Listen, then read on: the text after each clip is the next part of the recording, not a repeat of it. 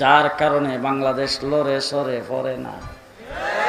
যে এখন যদি রাজনৈতিকভাবে মারামারি করিয়া দুই দলে ভালো করে লাগিয়া, এক দলের মহাসমাবেশ দেখিয়া আরেক দলের শান্তি সমাবেশ দেখিয়া, এরপরে দেশটার মধ্যে যদি অকারেন সৃষ্টি করিয়া দেশের নাগরিকদের জিনিসপত্রের দাম টাম বাড়াইয়া আর বিদেশি শক্তিগুলো আইসা আমাদের বাংলাদেশের মধ্যে মাতবরি করে, আর 30 লক্ষ শহীদের বিনিময়ে দেশ স্বাধীন করার পরে যদি দেশটা পরাধীন হয়ে যায়, পরিষ্কার ভাষায় বলে যাচ্ছে আপনাদের সামনে, আমরা কিন্তু বৈশা বৈশা আঙ্গুল চুষব না।